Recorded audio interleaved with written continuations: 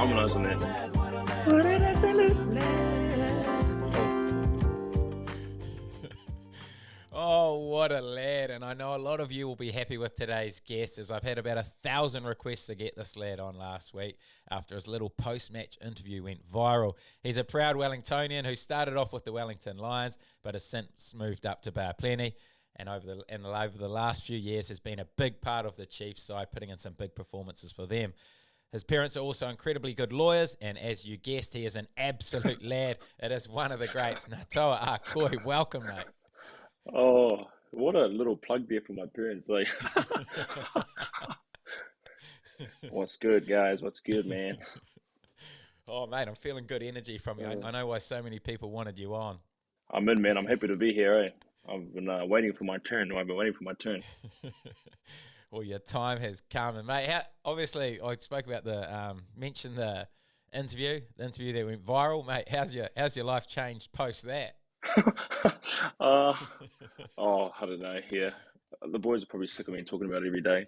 And if I'm with them and someone brings it up, they're like, "Bro, don't talk about it." But it's been good. Nah, it's pretty crack up. Like I was honestly just talking to those guys, and like if I talk to guys that know me, they're like, "Yeah, you were just yarning." But a lot of guys are like, "Man, this is so cool. You're blah blah blah." I'm like, "Fuck, I was just yarning." Yeah. Was that your first interview? Because I haven't seen you like sort of do an interview before. Obviously, this one's just blowing up. Was that sort of the first one? That was my first one. I was pretty rattled before it because I was scared they were going to ask. Like if you watch the interview, when they ask stuff about footy, fuck, I am guessing, eh? I was like, they were just talking about, what was the game? I was like, games were good. But yeah, when I started talking, I just sort of was like, I'm just gonna yarn. And then they started talking about my nails, and then I was like, bro, you're just gonna talk about my nails. I'm gonna just, let me be me right now. You know what I mean? Well, and once they got you singing, mate, it was all over, right on. Yeah, that was all over. Yeah, 100%. But how's it taken you like 3 years to get one interview? Bro, you must have just been waiting. You looked ready. Yeah, honestly, it's funny. I talked to Gus there. I was like, bro, you got to give me one of these gigs, man. You got to give me a Sky Sport or something to just get me open, bro. And he's like, yeah. And then when that happened, I didn't actually know I was there as a man of the match. I just thought, because I was talking to someone, they were just like, come talk. And then they said that, I was like, oh, struth. Because I came off in like 57 minutes. So I was like, right, I don't think I played that well if I'm going to come off that early in the game. Yeah. And then they said that. I was like, oh, sweet. And then, yeah, so I was kind of waiting. I was just sort of like thinking, like if I was to do an interview, I would just sort of like be myself. So it sort of worked out in the end. And I'm glad that the way it came out, the way that people saw it was I was actually being myself. Because I feel like if I was talking and being someone else, then it would be so hard for me to keep up the same facade. So yeah, worked out in the end, I guess. Mate, that's it. I love seeing it. And you mentioned Big Gus. He's obviously had a bit of an influence on you. I know that you're rooming with him a lot. What sort of advice has he given you? He tells me to stay humble, which is probably one of the main ones, which is pretty rich from that guy. But he's been good, bro. He's actually been good. I think they roomed us last year because we were both one of the loudest guys in the teams. And then, we just sort of, some of our chats outrageous in the room. I probably don't want to elaborate too much, but yeah, it's funny because I always ask him about certain things, and we always actually have real deep conversations about life, and because he's always, he's how old is he? 48. I'm 22, so it's sort of just different guys and different pathways of their life. So it's nice to room with that guy and listen to his story because he's actually got a mean story. He's gone through a lot in life. So yeah, he was one of my favourite podcasts, to be fair, mate. Just such a funny guy, such a good story as well. So, mate, it's cool that you guys get to room together because no doubt you'd be having some classic yarns. Oh, hey, it gets way off sometimes. It actually gets pretty way off. But yeah, no, he's good. Got a lot of time for that guy. He's obviously very comfortable in front of the camera. Have you always been comfortable in front of the camera? Yeah. I sort of like enjoy that side of footy and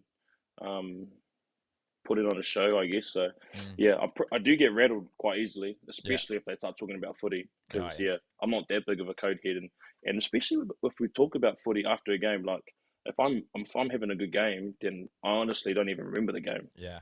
So when I was talking to those guys, I was like, "Fuck, what do I do?" And then they were saying this, and then I was like, "Oh, I was just gonna go back to the it's a game of two halves. Credit to the boys, credit to the ladies in the kitchen." I was just gonna start whipping these lines off because honestly, I was like, "What even happened?" So yeah, Okay. Note to self: no footy chat. yeah, no footy chat. I've got none. I've got none for you. Well, I know that you're a big man on swish, so I bet the swishes were flowing in last week after the wee cameo. Bro, my swish is so dry. Is it? Oh my god, Oh. I've got nothing out. I've got nothing, bro. Shout out to Swish if you need, chuck me some, some messages. I've actually, yeah. When I first got into Switch, I was like, fuck, no one's gonna mail me. And then yeah, no one's mailed me.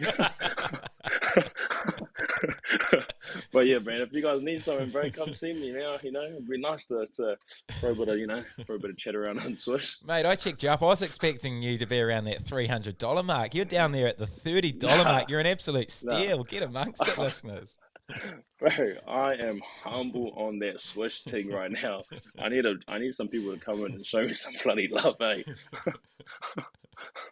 Oh, Oh, that's good stuff. But I know you did say you don't like talking footy, but you have been playing some unreal footy. I mentioned that you are in my fantasy rugby team. You've been piling up the points for me when you've been given an opportunity. And you do have pretty tough appreciate it. competition up there, obviously. 3 other All Blacks to compete with for a Yeah, locking spot. But have you found it? Have you found the season yeah. so far?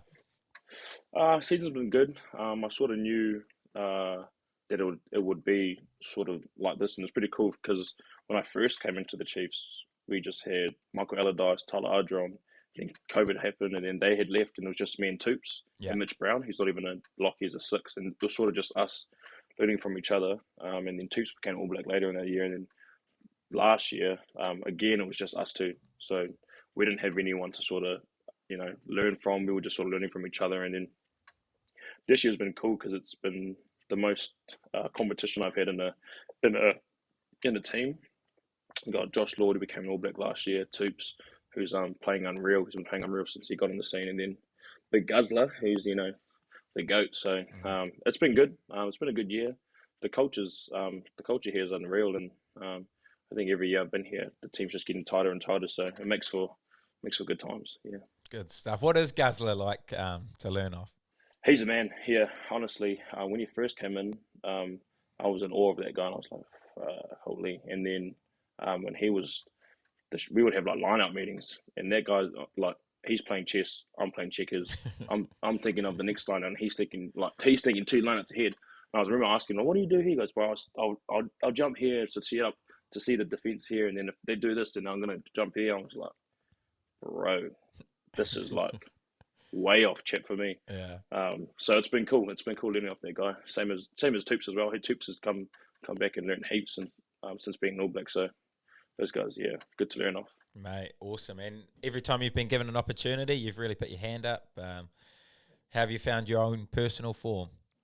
Yeah, it's been good. I think I feel like that's like what you're saying. Like I've tried to come on and make an impact, and I'm sort of solidifying my role in the team as an impact player, which is not ideally where a footy player would want to be, but for me, I just want to do whatever it takes to get a win, and so it's been good. I feel like coming off the bench, I've been adding a little bit of energy and a bit of flair, and bit of lifting the tempo. So yeah, I've been enjoying it. Yeah. Mate, you've been on absolute fire, but we will end the footy chat there.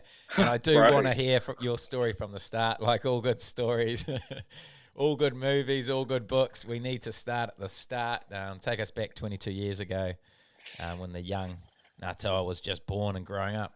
Yeah, I was obviously I was born in Wellington. I don't know what else. My parents are brown. I don't know. And what else? What am I supposed to talk about? Sorry, born in Wellington. Born and bred in Wellington until I was 18. Went to Hataro school with Billy Proctor actually, Oh, and then he went to Scots, and then that was back in the day, and then went to Wellington High in my first year of school, which is like an alternative school that no one really knows about, and then I went to Wellington College for my last 4 years. I just went to Wellington High because my parents actually handed the form in late, so I actually wasn't even accepted into Cole, Oh, true. which was fucking yeah. That was like I was like, what the? How can you get that wrong? Is my question. Like, how what is going on in your life for me to not be important? Anyways, that was what was happening then. Yeah, did most of my footy at Wellington College. Played for them and then for my club, Maoris and Pats, junior rugby. And then when I left college, I went and played a bit of senior rugby up there before. Get an opportunity with the Lions and then an opportunity with the Chiefs. So yeah, Mate, that's probably pretty brief for you. you've raced through that and I love it. But by all Mm. accounts, you're an absolute gun from a young age, eh? Wellington College, is it true that you made their first 15 at year 10? That's unbelievable. Yeah, in year 10, that was my first year at the school. And then I don't even know what happened. I think I wasn't even going to play for them. And then I did one trial game. And then I went off and was playing Aussie rules in Aussie. And then the team had got named and my phone was blowing up. And then, yeah, once I got in there, I never left, I guess. So, yeah, it was pretty fun footy out there. And I remember people coming back to Cole, they say, this is the best footy you ever played. You're thinking, like, surely the professional rugby is cool, but then, man, you get into the game, you realize, bro, that's freaking living out there, right? Yeah. You mentioned Aussie rules there, though. So when did you start playing Aussie rules and how did you get into that? Um, I was playing Aussie rules because my brother was playing it. And then when I went to Cole, I started playing it again. And then, yeah, I think from year 10 till almost maybe to year 12, I was playing it. I was doing that and a bit of water polo, which was pretty cool.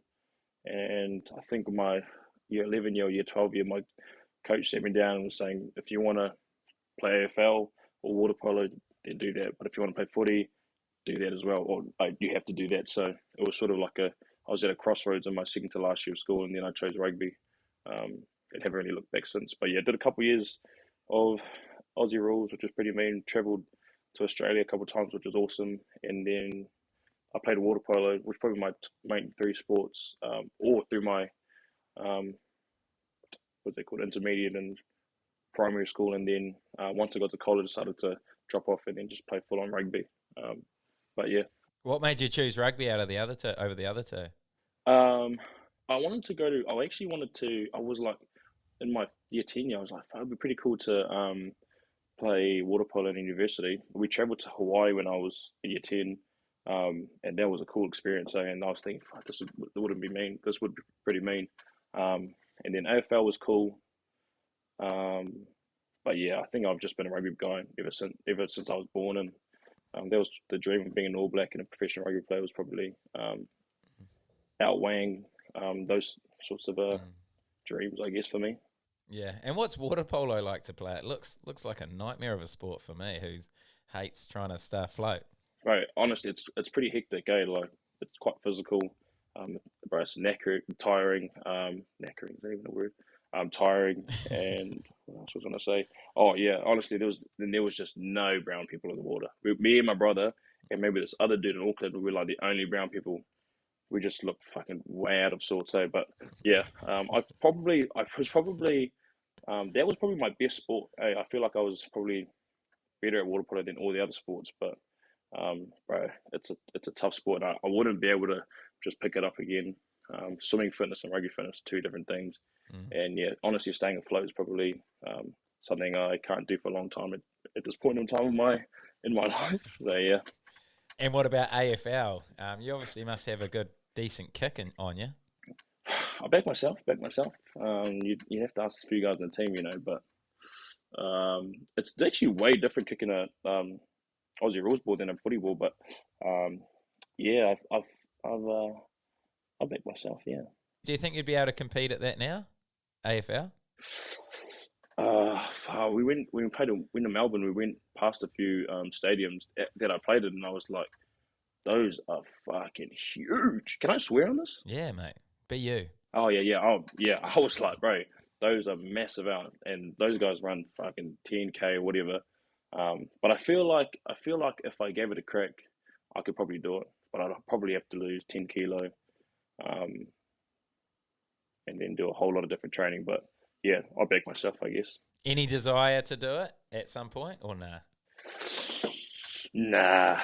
nah. The losing 10 kilo part is probably like probably not even 10 kilos, probably 15 kilo. That's probably like fuck. You're asking a lot of myself. There's a lot of sacrifices that need to be made. But yeah, we'll see. But I don't see it in the near future. That's for sure. So then, what was your pathway from school? You obviously chose the rugby pathway, Wellington College, first 15 for 4 years. Mm. Out of school, you're obviously pretty hot property. I'd imagine a lot of people try to sign you. I know here at Tasman, they still call you the one that got away, but Oh, um, nice. any other teams try and get you? Shit, I appreciate that.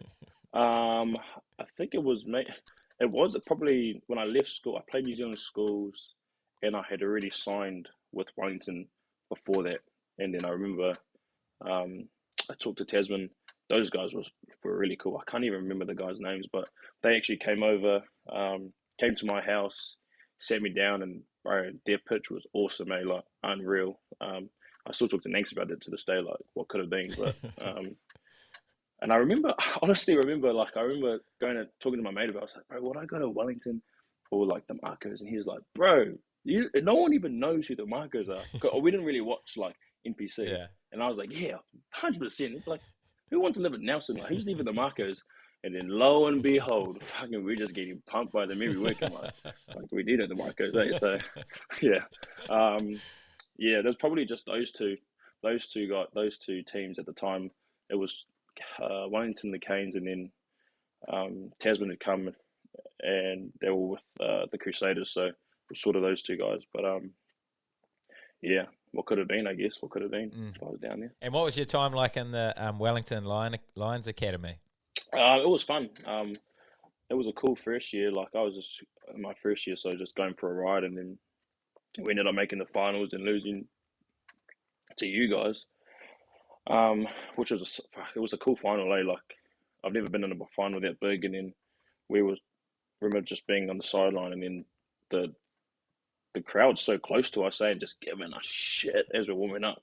And I'm like, fuck, this is mean. Like this is so cool. Yeah. And I felt like we were in it for most of the game, and then I'm pretty sure Nanks just went in like he must have caught kickoffs and just ran like made a break every time we caught a kickoff or something. I can't remember because I was on the sideline, but I was like, shit, this was cool. But I spent that year there, and then another year, my last year, 2020, and it was fun. Yeah, it was pretty cool. Good bunch of people, and it was cool to sort of be representing my home.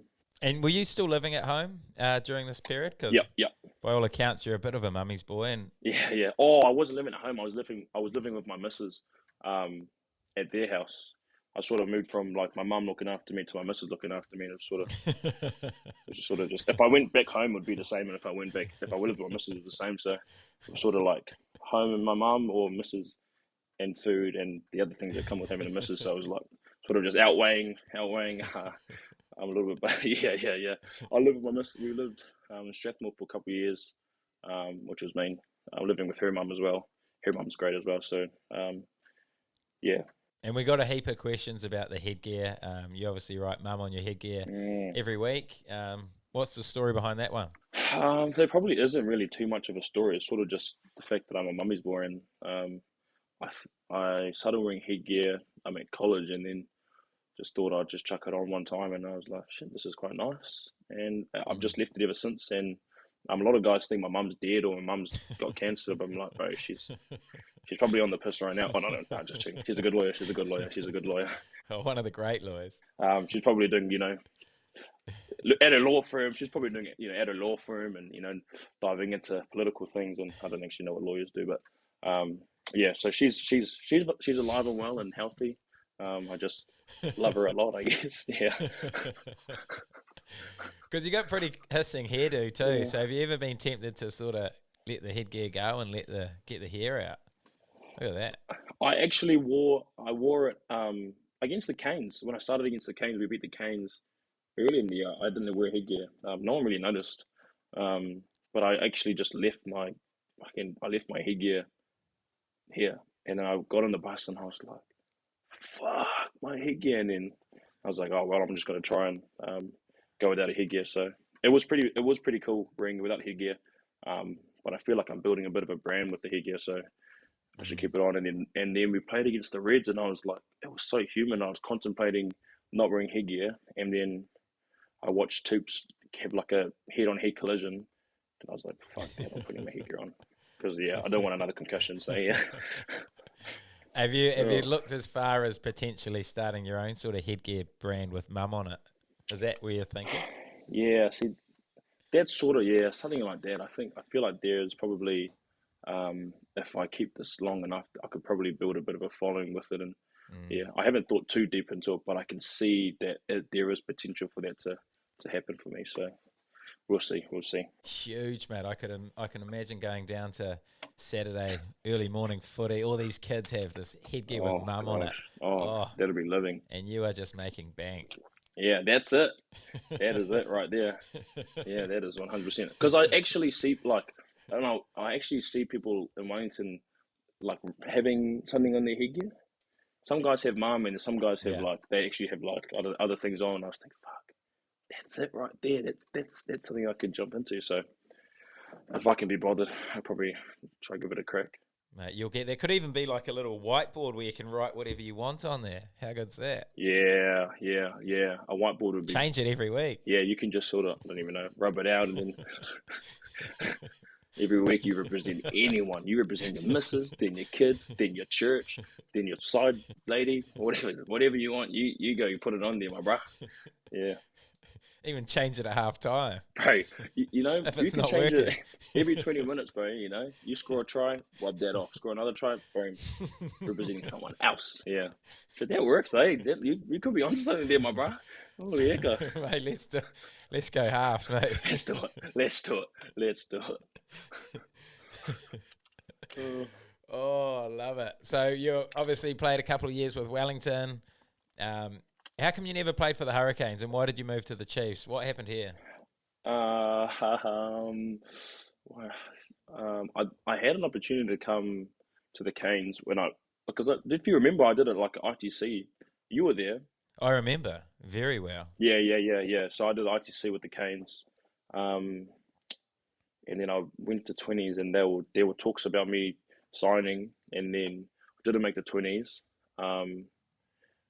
And then I came back and then didn't hear from them until I didn't really hear from them until like the Lions season, and then the Chiefs had come, and I was like, shit, this would be cool. And as the Chiefs had come, I found out I was having the kids, and I was like, oh, I can either stay here and do another preseason and then work on the bloody roads, or I can go to the Chiefs and try and make some money. So it ended up working out for me. I'm happy with my decision, and I love it up here. So yeah. Why did you miss out on New Zealand 20s? I thought you made New Zealand 20s. I made the 20s. I made New Zealand 20s, the team before the World Cup, and then I was at whatever that tournament is in Australia, and then I was so tired this one day, went and took a nap, and then I was with my roommate, and then took a nap, woke up, checked the time, and I was about 40 minutes late, and I was like, fuck. I was like, bro, we gotta get up. Looked to the other bed, and my roomie's gone. I was like, oh, sweet as.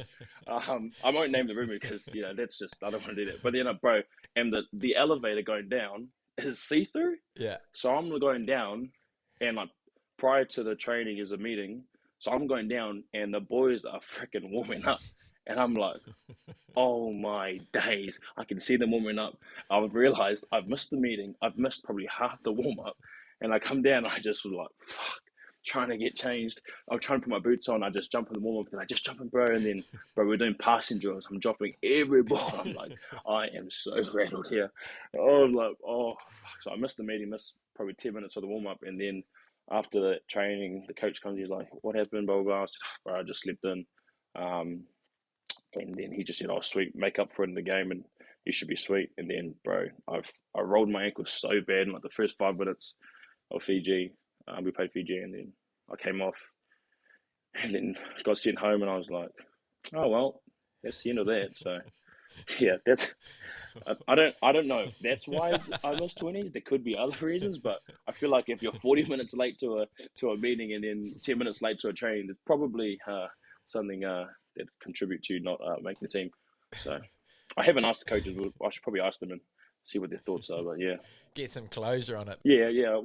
It's all up in the air at the moment. Mate, there's no worse feeling than knowing that you're late to a meeting. Like when you first realise and you'd see the time and your heart just drops. Bro, honestly, I've been late. I was useless like at that part, and then like my first sort of Lions gig, I was late a couple of times, and one time I came late. One time I came late to training, and then Gibbo, he's a Canes coach now, just sent me home for the week. For the week? Holy. Yeah. Oh, it was the trial week. It was the trial week, and I came late on Monday. And I didn't tell anyone. I didn't really know the etiquette of when you're late. I thought you just like try and slip in, and then I came in and one of the boys was like, "Fuck, did you call Mills, like the manager?" And I was like, "No." He's like, "Oh fuck." He's like, "Oh sweet, just try and slide in." And then I walked in. I'm trying to warm up, and then Gibbo comes and he's like, "Bro, talk me." And he was like, "Where you been?" I was like, "Oh, I've just been in the," and I was stuttering. And goes, "Fuck, man, I've been looking for you all morning. Get out. I'll call you when I need you." And I was like, bro, and I had to walk. My dad had dropped me off, and he had gone to work, so I had to walk from Newtown to Kilburnie. And bro, there was a lot of deep thought happening in that walk. I was like, it was so bad. So I've had a few times where I've been late, and it just honestly rattles me. Because when I came to like my first time with the Lions at this, it was like I was 18, and they did like I don't know, those pre-season games. I walked in late to a meeting. I was probably like 7 minutes late to a meeting, and as I slid in, as Gibbo was talking, so he was talking facing his back to me, and I literally just slid in and sat down. And I sat down, he turned, and I was like, he just carried on talking. Fuck, but I remember writing. We split into groups. Probably doing like, what do you want to get out of this week? And then I was like, yeah. They're like, talking, you right? I was like, yeah. And I remember just like this, shaking, writing, and the barman, the boys looking at me like, this can't fucking all good. But I was like this, and then they're like, can you talk? And I was trying to speak and articulate my words, but bro, I was rattled, and those sorts of memories haunt me. So yeah, I haven't really been late to anything since those incidents, because yeah.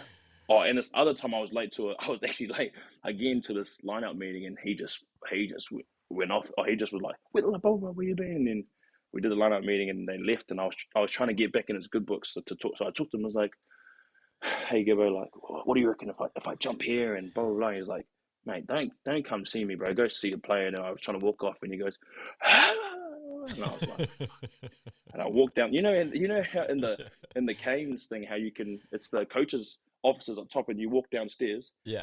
But you walk past like the trainer and that. Yeah. And I remember walking past, and they're looking at me, and they're like, oh. And I walked past because everyone could hear me, and I walked downstairs, and all the players were like this. And I was just like going to the kitchen, being, fuck, I'm an idiot, eh? But yeah, I feel like those things strengthened me now, because yeah, I'm not really late to anything else, so I've been good ever since.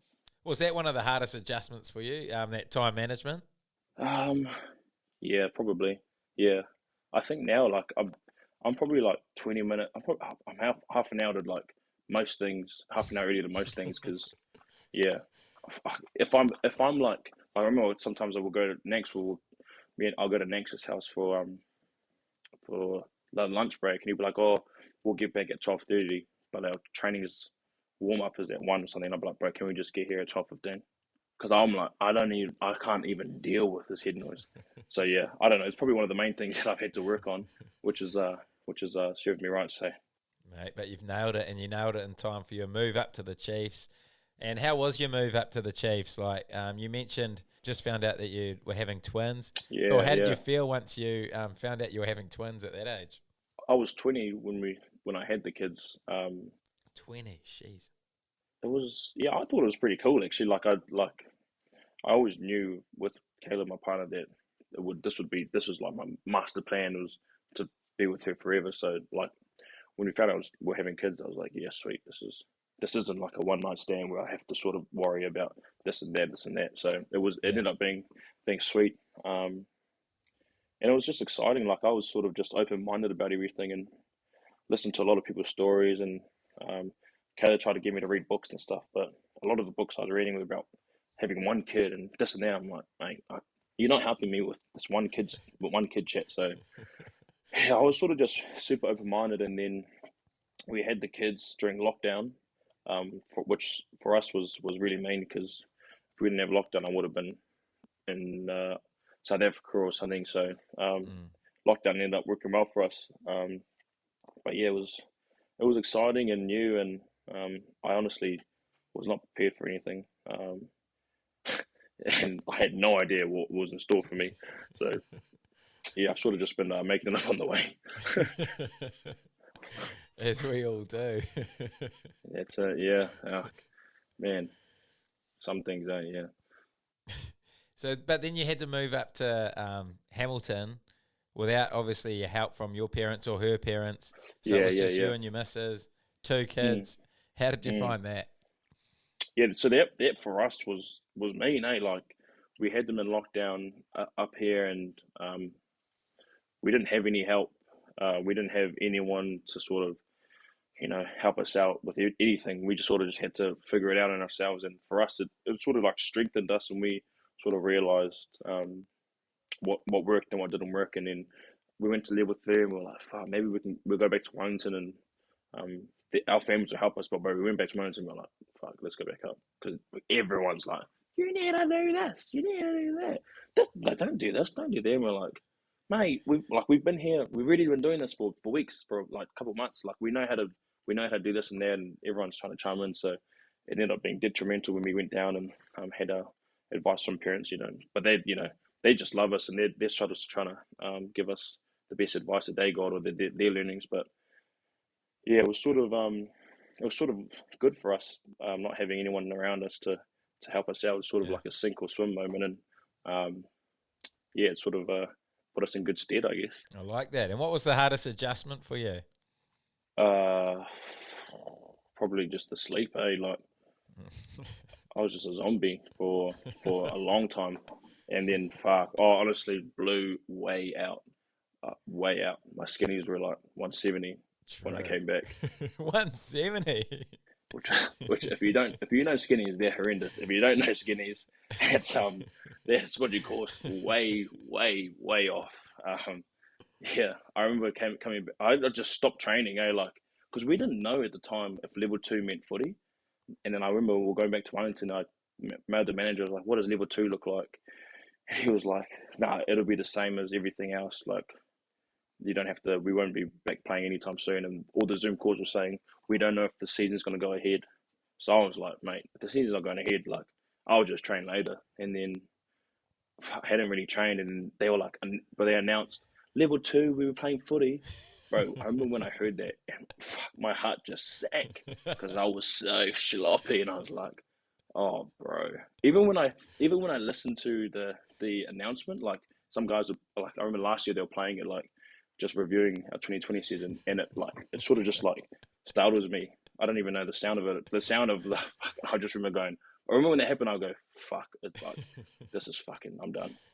And then I tried to train, and I remember the training that I did, and I remember like I couldn't even do it, and I remember thinking halfway through like I'm not even going to survive this. And then I went back up, and then I remember taking my top off to show my rig to the trainer to do my skinnies. And he was like, "What the fuck?" And I was like, "He's like, what have you been doing?" I remember saying to him, I was like, "Yeah, I haven't really been training." And he was like, "What have you been doing?" I was like, "Yeah, like I said, I haven't been training." He's like, "Bro, there's that, and then there's this." And then I remember he was like doing the pinches, and the guys were like on their laptop, and he would say the number, and they were like, and then they will go, "Nah, nah, nah, nah, nah," and they'll grab the thing and fucking, they will try, and they're like, "Oh, bro," and I remember just thinking, "Fuck, yeah." So yeah, lockdown helped as a parent, but it didn't help as a professional because yeah, I've been went backwards. Wow, that is massive. So, what were your skinnies normally? Normally, give us a sort of comparison. Uh Probably like in the 90s. Yeah. Sort of. Jeez, I don't know. It's probably that's spinning a bit of a mad. yarn. Oh yeah, they were like high 90s ish, and then lockdown happened, and then it went up about 70 or whatever. That's so good. What were you doing? Like, what were you eat? Was it nutrition or just not training? Obviously, you weren't training, but what were you eating? Yeah, I was trying for the first couple weeks. I was training and eating sweet, and then um, bro, once they had Uber Eats or flipping like takeaway deliveries come into lockdown, that's all she wrote, bro. Like we would like sleep I wouldn't know whether to sleep at 6 o'clock because at night, and then wake up at 9 o'clock, and then I would like get to 6 o'clock, wake up at 9 o'clock, 12 o'clock, 5 o'clock, and then by the time it was 5 o'clock, I was like, bro, I'm not even in the mood to get up here, and then we would just start ordering fucking whatever. One day we'd be like, let's just try the Macca's one because we haven't tried it in ages. And, oh, yeah, we'll just try BK, and then bro, we just ran through the whole of fucking Hamilton, every takeaway in Hamilton, and yeah, it didn't work out well for us. Oh shit. How long did it take you to drop that? Probably started preseason last year. I was just dropping it slowly during the Lions season, and then their off season trained real well. Talked to a few guys at the Moana, which was like their Moana that we played the Maoris. Yeah.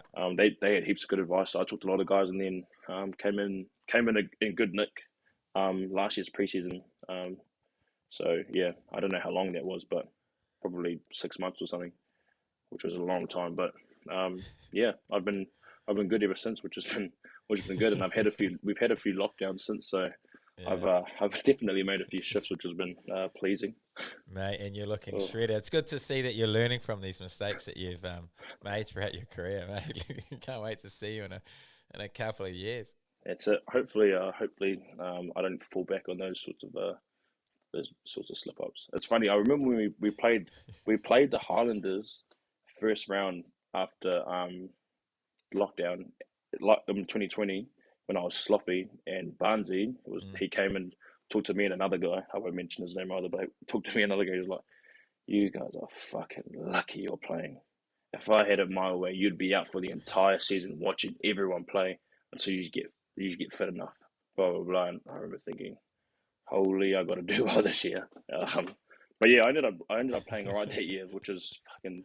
I look back in there, and I just think, how the hell was I running around like that? Mm. How the hell was I playing like 80 minutes? Which yeah, I don't know what was going on there, but yeah, it worked well for me, I guess.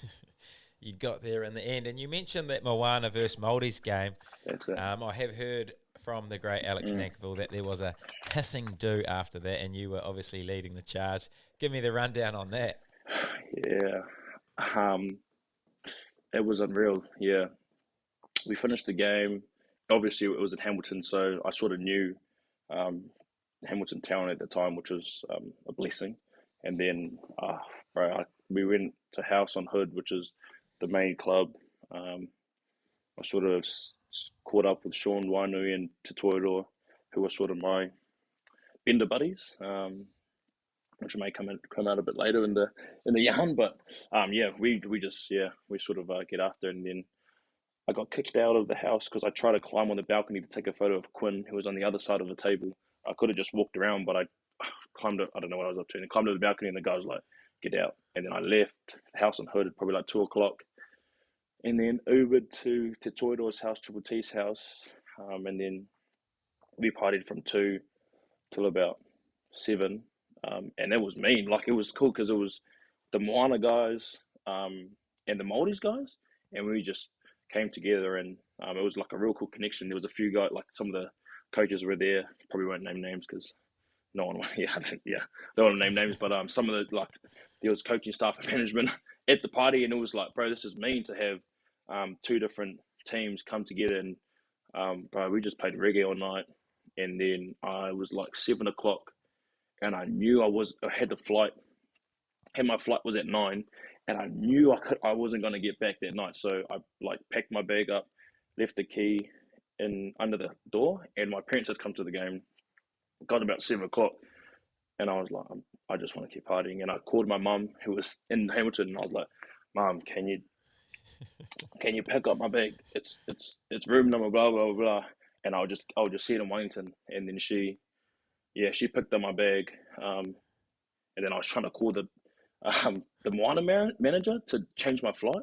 I was like, just change it, change it, change it. He's like, bro, we can't change it. Your flight's in an hour.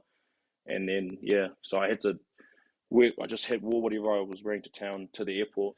Got to the airport, hadn't slept, and then I walked into the lounge, and like Piri Whippu was there, and Shannon Paku in there, and I was like, Shannon Paku, you're the man, like Hurricanes, baby, Hurricanes. And then Kane Haynes was there. I was like, Kane Haynes, Chiefs mana. Oh, bro, I was just like walking around trying to drink a beer, and then I was talking to Piri Whipper, and I was like, Piri's Tiki Tours, get me in the Tiki Tours, bro, Tiki Tours. And I remember they were just like they didn't want to borrow me, and I was like, oh, this is so bad. And then I got home, slept like for an hour on the airport, on the plane ride home, and then I came back, and my missus was like, go to bed. I'll wake you up in the afternoon, which was like, how good. And then just slept for a couple of hours, woke up sweet. But it was honestly, bro. I look back at it that night, and that was one of the most enjoyable nights. That I just did not want to end. But it was a big one too. All time. Oh, what a do. And I know you, like, apparently you do go really good on a do. And Nanks obviously spoke about his 6-day bender at the Chiefs. Gave some good insight on his podcast. Apparently you were leading the charge on that one too. Any memories from that, or all blur into one? No, it's funny thing is I remember most of it, I was probably MVP. I think Nanks probably most improved because he started off slow, got up a bit, and then he sort of just fizzled out in the end. So Wednesday was our end of year do. So that's why when we drank on Saturday and I knew the end of year do was on Wednesday, I was like, why should I stop and then go again? Why don't I just keep going? Which ask yourself if that's a good idea or not. But did the Wednesday. That's when I did the Wednesday, and Nex had been coming in.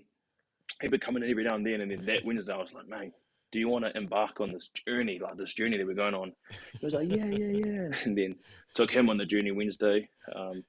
Went to Wednesday all the way to Thursday, and then ended up stopping Friday morning. And then Nanks had woken up. I don't know if he explained it, but he woke up and then he didn't know. He didn't know it was Friday. He thought it was Thursday, and he had missed. Did he say that? Did he talk about it, bro? And I remember sitting back, and he goes, "Is it Friday?" Like he's getting up, and I'm like, "Yeah, bro, it's Friday." And then I remember him to mean like so rattled, and I was like, he's like, "I missed everything on Thursday." Missed a day. It was one of the biggest things I've ever been a part of. Saturday night to Friday morning, and then probably just took like 4 weeks off, just trying to survive. And it was it ended up being a shambles trying to get home. My missus had to fly up, and then she drove up with friends, and then we flew back to Wellington, and then my parents had to drive up, pack my house, and then drive all my stuff down because I was lost. Who had the twins? Who had the twins? Oh, shit. Who had the twins? I think her mum had the twins. Her mum had the twins. Yeah. Who had the twins, bro? That was the least of my worries at that point in time. I was honestly trying to survive, Who had the twins? Bro, that was probably one of the greatest questions that I have never even thought about. The thing was is that what had happened? She had already left the week, and then she had already given me the week off, in Hamilton, like alone. So I was like, can I just drink all week? She goes, yeah, just make sure you pack the house. Like the only thing is just pack the house and drive on Friday.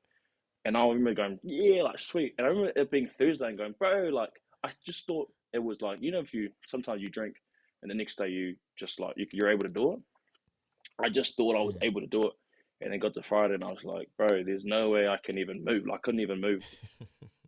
Oh yeah, I won't explain, but and then they came and saved my life, And then I remember just being under the pump for a couple of weeks, But big one. That was a big one. Yeah, it was one of the big ones. Yeah, that is a big one. The mindset to push your body through that. Oh, Yeah, that's the thing, bro. You know, I was pushing my body through 160 mils of skin folds. Like, if you can do that, you can push through days of, good times living. Oh, mate, you're like the David Goggins of a Oh, bender. God. Bro, I think I should write a book about digging deep through the tough times and persevering, because there's light at the end of the tunnel, which probably my end of my New Year's resolution is like when it gets to 12 o'clock at night on the piss, and then there's a ride home for me, like a free ride home. Someone saying, "Let's go home, bro. Like, we can go get a fee." And I would always say no.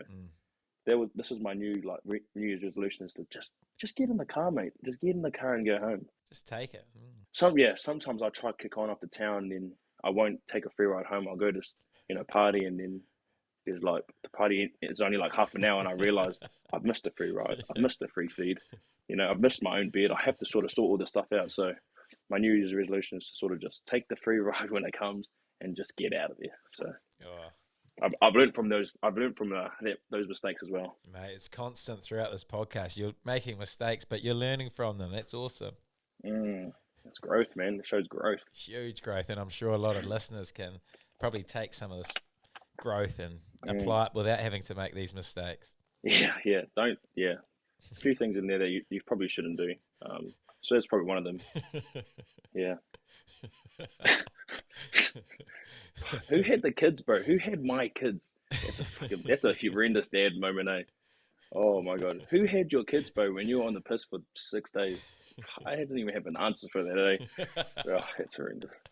I do love my kids though, and I've learned from that, as you can tell. Yeah, you're a learner. Oh, true.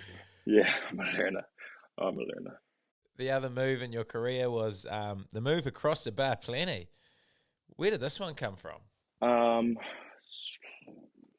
I wanted to stay and live closer to the Chiefs. And my decision was to sort of do I sign with the Chiefs? I was off contract last year. Do I sign with the Chiefs and live in that area, or do I sign with the Canes and then go back home and just park up back home? But ultimately, I wanted to stay here at the Chiefs, just because of Guzzler coming back and having a lot of those guys around me to learn from. And then I was sort of thinking about where I would want to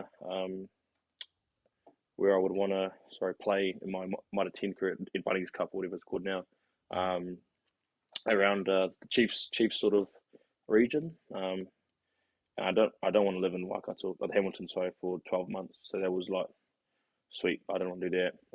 And then the Bay would come. And in that 2020 bender on the Sunday, so Saturday, Sunday, I was talking so much shit, and I was like, "Get me to the Bay, like, get me to the Bay," talking to all the Bay boys, and they were like, "Bro, I'll call Clayton now, and you tell him." And I was like, "Fuck yeah!" And then called Clayton, and I was like, "Clayton, like, get me to the Bay, blah blah blah."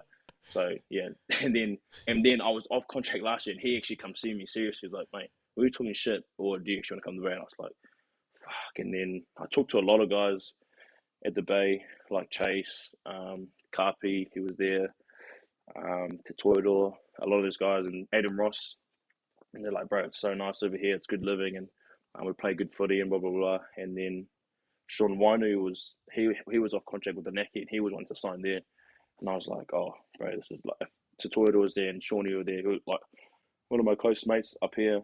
I was like, man, it would be no brainer for me to just sort of come with him and jump on their party. So I ended up heading to the Bay of Plenty, yeah. Mate. 2 years, last year, this year, and hopefully touch the ground. Love that. But you have mentioned the great Sean Wainui a couple of times, so I feel like we do need to talk about that. How did that moment affect your life? Yeah, it was crazy, eh? Like, I remember where I was with my kids in Kilburnie. Wellington and Tetoidor had mailed me about it, and I was like, I just shook, and then called him. He talked about some stuff, and I was like, right. And then I was out of town. All of us were out of town, so I was out of town. Tetoidor was with family. Inga Fina was with family, who's also, we were all living together at that point in time. And then, yeah, so I had a flight. I changed my flight to that day and went up that day. And then, yeah, it was like, a lot of it was surreal. The entire week was like it was just like it just felt like a movie. And then we went to the tangi, and then it was only until I left Gizzy that I was like, holy, like we had done the burial and stuff, and then we were at the burial, and then I remember when I was leaving, that's when it hit me. I was like, bro, this guy's like, this is so real, and Mm. um, yeah, it's been a hectic like couple months, and especially coming back to work after the summer and not having Shawnee there and Totoro, he's at the Crusaders. So I knew at that, before that Totoro was going to the Crusaders. So I was like, man, this is cool. Like I'll have Shawnee, blah blah blah, and then coming to work, and then both of them not being there. I was like, fuck, this is hectic. And then yeah, it's been I can't even explain it. Like Mm. some days just get me heaps, and some like if I'm driving to work and I listen to a song, it reminds me of Mm. a memory, or like it's a song that Shawnee showed me. I'll just be like, holy fuck! And then we did a lot of like little things around Shawnee within the team, and those just broke me as well. Like um, if I watch something of Shawnee, like we watch something, and I'll just get emotional and that sort of stuff. And we had a cool moment against playing the Brumbies. Was sort of our uh, a memorial game or whatever it's called for Shawnee, and that was an emotional week. I remember crying during the warm up, um, and then yeah, doing a mean haka for him after that game, and I was emotional seeing his family and whatnot. But yeah, I guess I don't know what sort of grief journey I'm on at the moment, or how long it's going to take. I feel like it'll take a long time, but it's just one of those things, I guess, in life where you're in this earth, on this earth for one time and then you're not. So, Mm. sort of part and parcel of life. I'm still trying to figure it out. But yeah, it's been crazy, man. Mate, so sad, eh? Because he was such a lad, and He was the man, bro. Like when I first came into the Chiefs, I didn't know anyone, and he was like one of the first guys to come and approach me and just sort of like make me feel at home. There was one thing I loved about the Chiefs was that um, everyone that when I first came in, I thought Brody was still at the Chiefs. I didn't know he was going on sabbatical, so I was like, "Fuck, I need to fight Brody first day and try and earn some respect here." I just thought that's what it took for me to mm. sort of like get some respect. And then I came in, and then guys like Shawnee and guys like Peter Gus, or all these random guys I hadn't met, they just come yarn to me first day. That's one thing I love about the Chiefs. But yeah, he was the man. He had just had his son Kawariki, so then I was just having my kids. So I always talk to him about um, dad things and this and that, and ask little questions. And he would always ask how my family are going and whatnot. And then we sort of found out we liked to bend together. So that was something that we enjoyed getting amongst.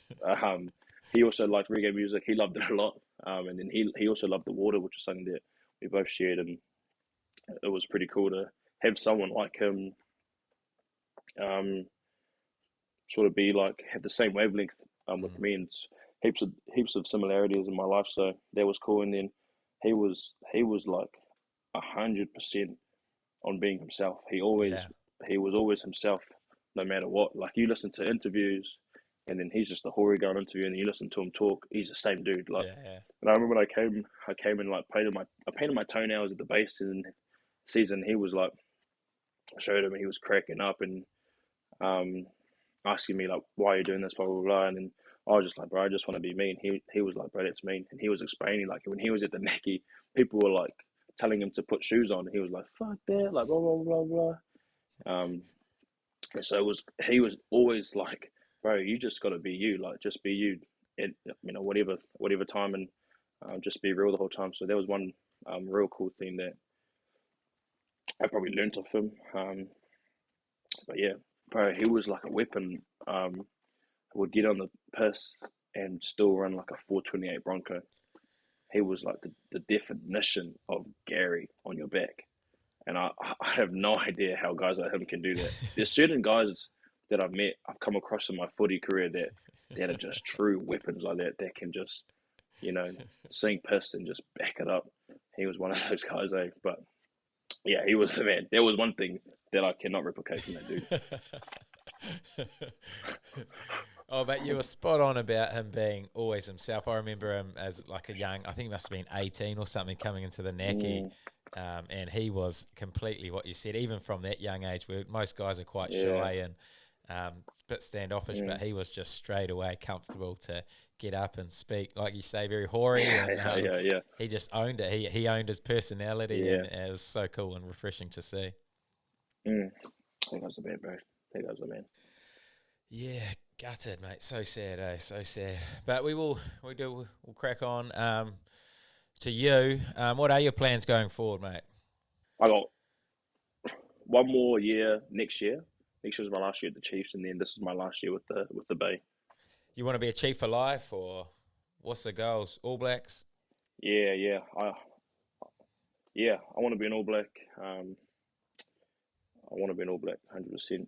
I love it at the Chiefs. I'd love to stick around here for as long as I can. And I'd love to get to Japan after all of that as well. Make some good Yeah.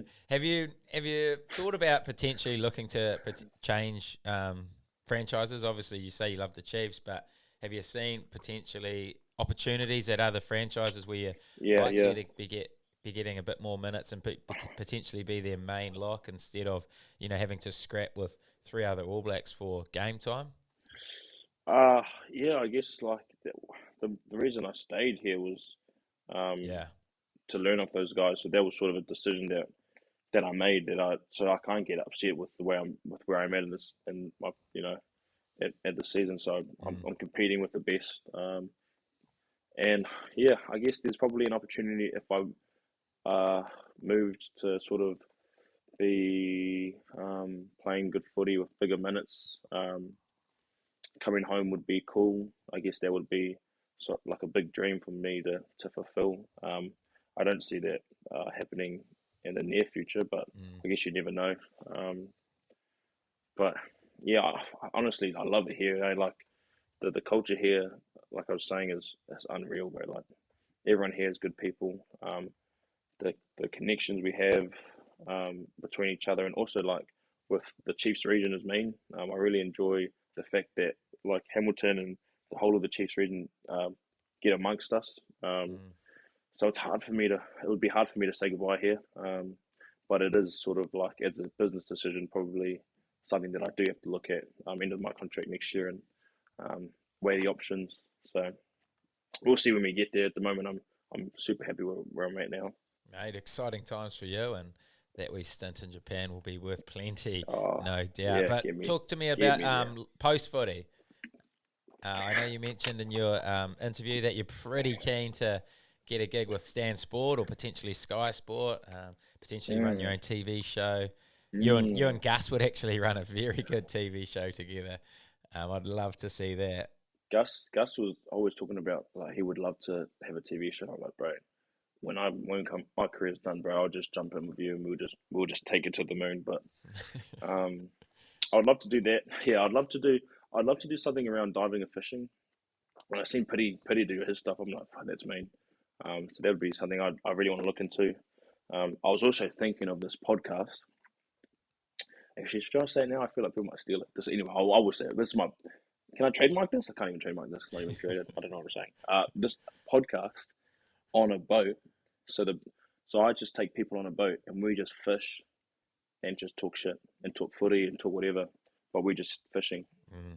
And that's something I was thinking about. Like, that'd be cool because when you're fishing with someone and you've never met them, one like once you catch a fish with someone, you're just like best mates, and it all the barriers break down, bro. And everyone you just start fucking talking about anything and everything.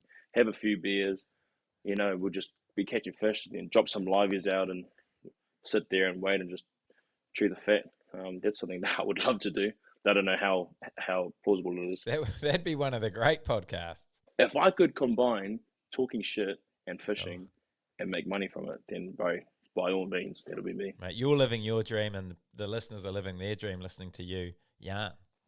Mm, 100%. That's it. That's it right there. No ambitions to be a lawyer like your parents? Nah, it just looks so stressful, Mm. though. my parents are lawyers, and my sister, she's a lawyer as well. It's just a lot of work, eh? A lot of work that I probably don't have time for. If I'm probably just so lazy to do it. But it does seem pretty cool. Like, yeah, it does seem cool that the stuff they do, like helping people and whatnot. But it just looks quite stressful, eh? And I'm not a stressful guy. I don't really like to get stressed. Mm. I like to keep things loosey goosey as possible. So, yeah, putting extra stress on myself would probably be detrimental for the rest of my life. But no, like probably lawyers probably a great job. I don't want to bag all the lawyers out there. Sorry guys, I love you all, you know. But yeah, you guys keep doing you. I'm gonna keep doing me. Yeah, you stick to your fishing and fishing podcast. That one, Yeah, that's a hit for sure. that's it. Oh, what a story! But as always, we have gone to our Instagram for some questions, and Naitoa, the legend himself, we have got plenty of questions coming for you. I have managed to squeeze in quite a few of them throughout this episode already, but we'll crack on to the rest. Ask him about his nickname, Machete. This is a good one. Oh yeah. That was my nickname at school. Um, I was staying at a friend's house in Turangi, and we were motorbiking, and then we tried to go through this bush, and we're like, "Fuck, we can't go through this bush." So I will get these machetes and try to cut through them. And these machete, like I don't know, the grass was taking like two hits to break down every time. And then my cousin was spinning this yarn, and she's like notorious for just telling stupid stories that have like endings that have no punchline. And then she was telling that story, and I was hitting them one, two, cut it, one, two, and then she ended the story, and I was like, "That's so bad." Look back, and instead of this one fucking grass or whatever taking two hits, it just took one. I just sliced my knee way open, and then I was like, "Fuck, I'm done." And then yeah, ever since then, at school, people just called me Machete, and I sort of just like one of the guys said it, and I was like, "Fuck, that is hissing." Um, and I just ran with it. Changed my Facebook name to Machete, and then it was just bro. People started chiming into schools, and I was like, "Yeah, this is living." And then yeah, I haven't really ran it since school, but yeah, I would love to bring that back.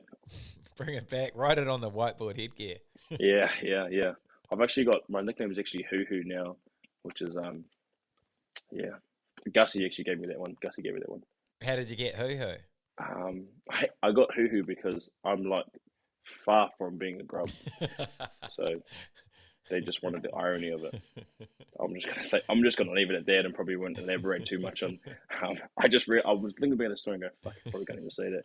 But yeah, Gus started calling me Hoo Hoo, and bro, Gus is like notorious for creating nicknames for people.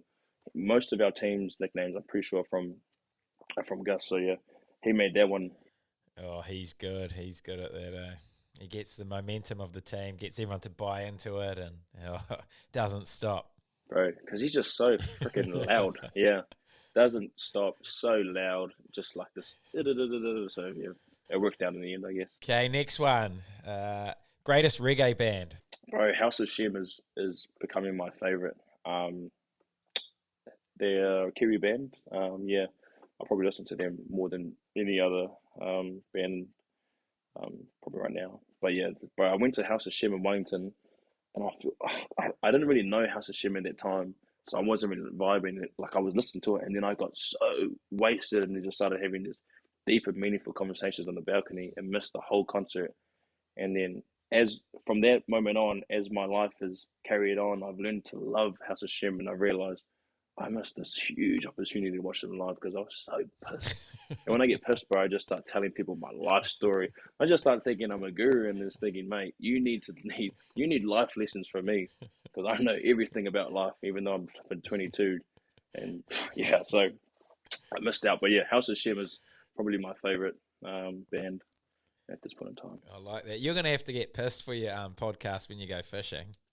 That sounds like good stuff. Bro, that's it. Yeah, so it's on the piss, Fishing. talking shit, and fucking fishing. That's just three things that probably made for each other. Okay, next one. The next question is from our major sponsor, Swish, and get Naitoa $30. Absolute steal. Make sure you go get him. If you could get a video shout out from anyone in the world, who would it be and why? I don't know. That's probably a question that I'd have to sit on. What do you reckon? What do you reckon? Mate, he's in front of Yeah, me, and I'm going to go get bro. him after That's this. Naitoa for $30. oh yeah. I probably, bro. Honestly, I would have loved to have Matt Watson, but Matt Watson came to Sam Cane's birthday party, and fuck, when I seen him, I just chewed his ear off for 4 hours, and I feel so bad because I was just fanboying him, and he was like, he was talking about people were asking him about fishing shows, and I was like, he was talking about it, and I was answering it with him, and he was just like this. He was like, yeah, that's fucking bro. But I was like, yeah, like it was on 389 when you know, headlined that Marlin, and he was like, yeah, it fucking hot. Yeah, it was. And I remember thinking, sorry, bro, I'm a huge fan, and I remember just chewing his ear off for hours. So maybe Matt Watts would be a nice one, but yeah. Mate, there's your first guest for your fishing podcast. Hey, if he would come on, I don't know. Like he might be traumatized after that one incident because yeah, I remember talking to guys and they don't like when people like bombarding them with things. I'm thinking, yeah, that probably sucks. And then fuck, once he got in front of me, bro, like he probably wanted to leave, and I was just for hours. Oh, I love it. Okay, next one. Is he a professional dancer? Bro, I would love to give that a crack. I'm probably not as good as the best of the best, but mate, I'm gonna let it all hang out if the music's good. You know what I mean? Mm. I probably had a good performance when I had went on my wedding last week. Put on a good show for the crowd, which is something I always love to do. So yeah, not a professional dancer, but Good on the hey, dance floor. royal family man, come see me, come Mm. see me. Yeah, good on the dance floor. I'd say. Are you a sober dancer? Are you happy to get up there sober and just completely cut shapes? Bro, yeah. Honestly, bro, music just touches my soul. Oh, And if I walk in and there's a song that just hits me, bro, there's nothing stopping me. And yeah, I'm pretty like I'd probably dance all the time. I dance in the gym. I'll dance before the game. I dance in the warm up. I'm warming up by dancing. mm. And then any time of the day, if there's a song that touches my soul, it could be anything. I'm like I love all kinds of music, and if at any point there's a song that touches my soul, then I'm out there. I'm out there doing it. You're right. So if you were going to run a Bronco, would you warm up via dance? Nah, Broncos fucking way off. They're just rattling. Yeah, I don't even. You know when you run a Bronco, I don't even think I can talk before a Bronco, and I'm a big talker. I'm pretty sure I'm a mute before a Bronco. My legs are just jelly. All of a sudden my heart rate's beating. I'm trying to just woosah and Wim Hof my flipping breath, what is that called? I don't even know. Breath hold down. But yeah, I can't do anything before Bronco. You can't ask me anything before Bronco. Nah. But if you hear music, you'll naturally dance. Oh, if I hear music, yeah, if I hear music, bro, that's just yeah. I probably don't even have good dance moves. Mm. This is Ali E right there. This is C, bro. Oh yeah, right there. Yes. Oh, This is my favorite one, bro.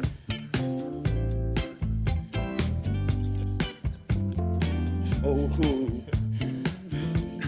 see, this is what I mean. This is what I mean. oh, mate, it just hit touch you. my soul with It music, hit you. and I'm gonna just let it go. I'm gonna just pull the trigger. Oh my gosh. Oh, shout Oh, out to LAB. mate, I've been sort of growing this Waterlad concert. Obviously, a lot of acts. We've got Gus on the sax. Mm. We've got all these guys, but maybe yours is dance. But I do know you're a good singer too. Would you be a dancer or a singer first? Uh, I don't know. Yeah, I would like to say I'm above average singer. Um, Yeah. and I would probably depends what I got. I don't know. Yeah, I'll probably be drunk, obviously, and then I'll just dance and sing. Just perform.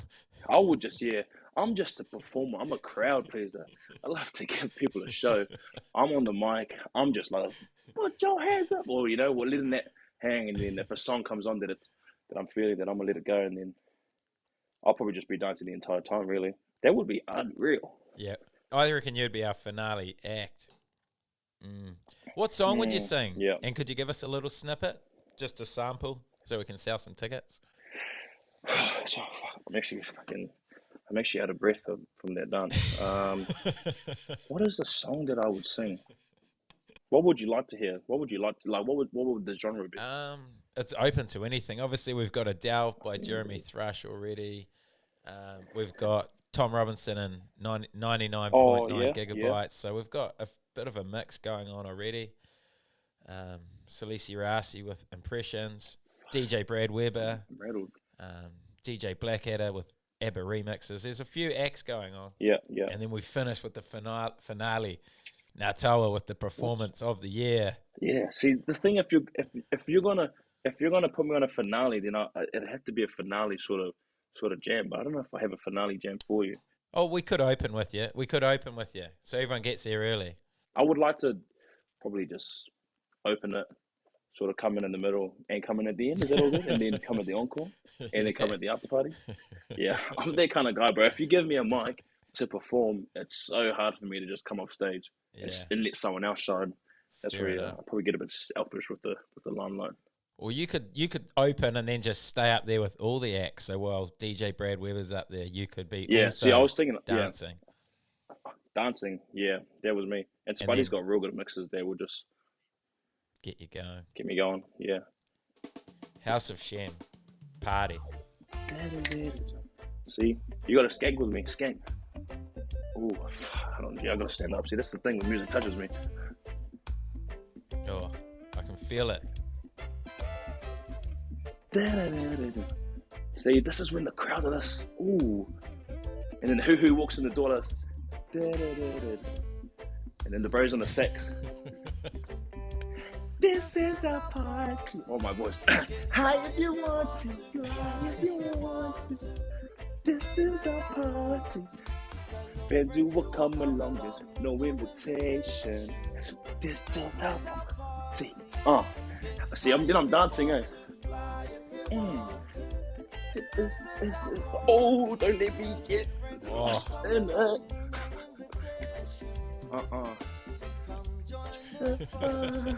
I'm out of breath, eh? Sorry, actually out of breath. Oh, mate. Oh, what a performance. Sorry about that. Get me my ticket.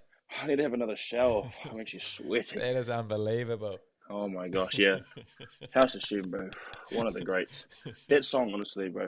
If you play it at a party with brown people, it just goes, everybody goes, tracker.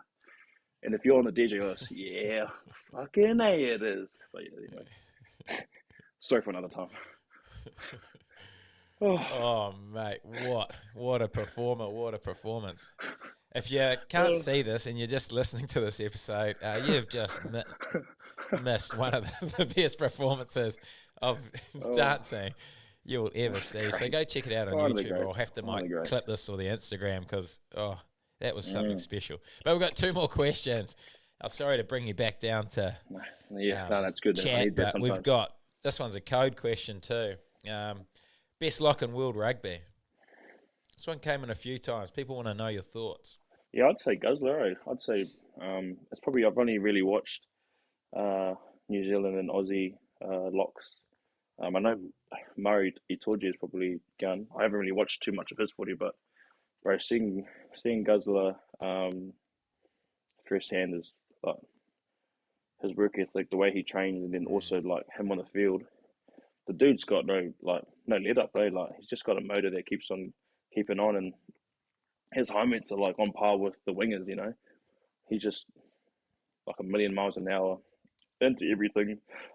Doesn't seem like he gets tired, and hell of a grub too. So that helps a lot. So I'd say Guzzler.